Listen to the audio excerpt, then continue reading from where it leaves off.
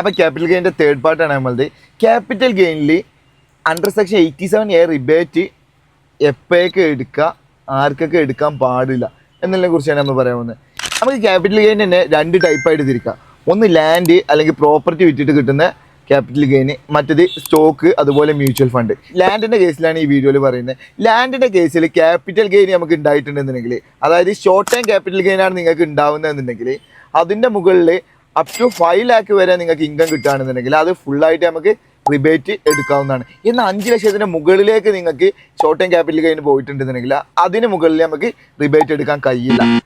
Under section 87A റിബേറ്റിന് eligible അല്ല നമ്മൾ. ഈ ലോങ് ടൈം ക്യാപിറ്റൽ ഗെയിൻ ആണെന്നുണ്ടെങ്കിൽ ലോങ് ടൈം ക്യാപിറ്റൽ ഗെയിനിൽ നമുക്ക് ബേസിക് എക്സംഷൻ ലിമിറ്റ് 2 ലക്ഷം രൂപ വരെ എന്തുണ്ട് എക്സംഷൻ ഉണ്ട്.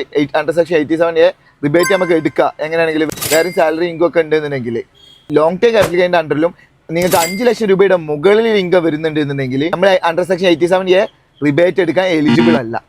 നമ്മൾ ലോങ് ടൈം ക്യാപിറ്റൽ ഗെയിനൊക്കെ ഉണ്ടാക്കുന്ന സമയത്ത് കറക്റ്റ് ടാക്സ് പ്ലാനിങ്ങും കാര്യങ്ങളൊക്കെ ചെയ്തിട്ട് പോകും. രണ്ടിന് നല്ല ഡിഫറൻസ് ആയിട്ട് ഉണ്ടാവുക. മ്യൂച്വൽ ഫണ്ട്, ഷെയർ മാർക്കറ്റ്, ഇതിൽ നിന്നൊക്കെ കിട്ടുന്ന ക്യാപിറ്റൽ ഗെയിന് എങ്ങനെയാണ് കാൽക്കുലേറ്റ് ചെയ്യുക എന്നുള്ളത് നമ്മൾ അടുത്ത വീഡിയോയിൽ പറയുന്നതായിരിക്കും.